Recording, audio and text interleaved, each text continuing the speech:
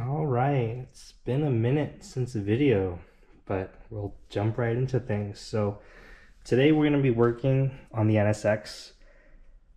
It's a little bit of an interesting story because on this car I've actually been chasing down this kind of, it's not really clunking, creaking may be the best description, from the rear suspension. Now the previous owner, he believed that the rear lower control arm ball joints were going bad. So for some backstory, for those of you that know, the NSX was kind of away getting a bunch of work done. One of those things, I had gotten hard race lower control arm ball joints to get replaced to hopefully solve that issue. Got those in. Unfortunately, it didn't go away. We did notice that there was a bit of play on the ball joint of the rear tie rods. So, or kind of what's more, they call this the rear tie rod, but really this is kind of just the threaded joint of the rear toe arm. So you can kind of adjust your toe that way. But yeah, so there's a ball joint here. That seems to have a decent amount of play. So I'm going to be replacing that, hoping that this is going to solve the creaking issue. But so before we get into things, I'll just give you a quick rundown of what we need. This is the OEM Honda part for the outers.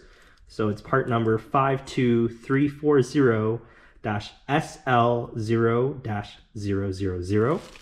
So this is just one side. Already went ahead into the driver's side, so we're just on the passenger side of the car. Obviously, gonna just want to jack it up. I have a jack stand underneath there just for safety as well too, before we jump into things. But yeah, so you'll need a new outer tie rod. The other thing is a press.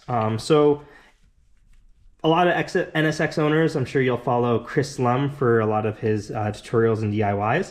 He had shown a part from OEM Tools that had a really big opening for the press just to pop your ball joints off.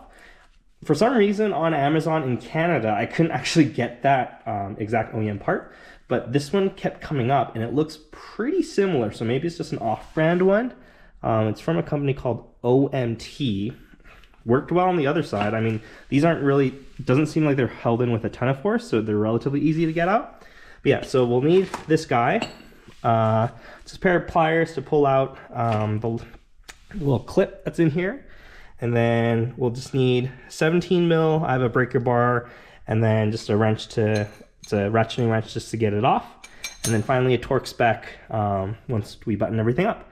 But yeah, and then also just a bigger wrench, adjustable wrench, just to kind of get on here to twist it off. But yeah, we'll just go ahead and get started. First things first, we'll just go ahead and remove the little clip here. So this is just bent up.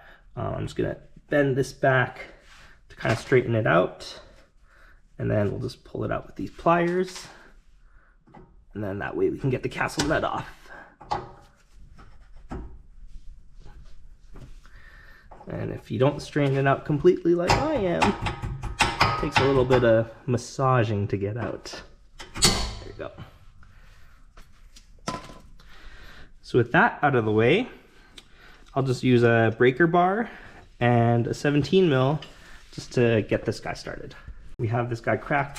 We're just gonna go ahead and loosen the capsule nut off fully, and then we can use our press to get this guy out. This isn't really a very high torque that's holding this down. I believe the factory service manual calls for 32 foot-pounds. So it is fairly easy to crack. But yeah, so once we have that off, I'll just go ahead and get our ball joint press. Oh, didn't even need to use it. It just slid right off. So yeah, this guy is actually fairly easy. So we'll just go ahead and loosen this guy up now to take it out from the actual toe arm. I just went ahead and used an adjustable wrench just on the actual outer portion. So there's a locking nut here.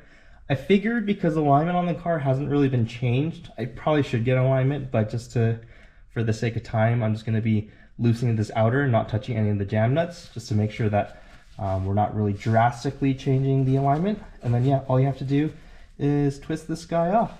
Figured it'd be kind of interesting to do a side-by-side of the new outer tie rod or outer portion of the rear toe arm versus what was on the car. So as you can see, this bushing, or this ball joint, has seen better days. It's super loose. You can really easily move it around. This one, obviously the boot, much fresher, being a new part, and a lot stiffer on the ball joint. So we'll just go ahead. Before I install this, I'm just gonna apply some anti-seize to the threads. This car is only summer driven, but just in case, I like to play it safe. So we'll just put on some anti-seize and then throw this on the car. Just dabbing these threads with anti-seize. You can go ahead and thread this new guy on, which I can't do with one hand. So now with the new outer just fully threaded on, all we have to do is just push this back into place, put our castle nut back on, and then torque this down to 32 foot-pounds, put our little clip back in, and we're good to go. But yeah, I'll just show it basically when it's all buttoned up. Now the castle nut is on, just torque this guy down, and like I mentioned earlier, the torque spec is 32 foot-pounds, so not a ton. Just like that, we're torqued, and then we'll just throw our clip in. This is probably the one part that I found a little bit annoying. So there's only a portion of the threads that actually have, I guess, the provision to stick this guy through. So you almost have to line it up with basically the grooves within the castle nut. To actually be able to get the clip through, or else you're gonna have a tough time. So I'm just gonna do that off camera and show you the end product. So yeah, again, a little bit dark, so you might not be able to see it the greatest, but yeah, I just had to back off this nut just ever so slightly, just so it lined up. We put our clip back in, bent it so it stays locked in place, and then we're done. So it's pretty simple. Honestly, if this wasn't me recording, I could probably do this in under 5 minutes. But yeah, relatively quick and easy fix. Hopefully this solves my suspension creaking. But yeah, I will probably give a full overall update of the NSX and kind of what's been done to it, etc. Because it has been kind of a long time coming, getting back into a driving state. But yeah, hopefully this is just a nice and quick little tutorial to help you out in case you ever need to use it. But yeah, hopefully you enjoyed this content. Feel free to like, subscribe, etc. And stay tuned for more NSX content. Thanks for watching.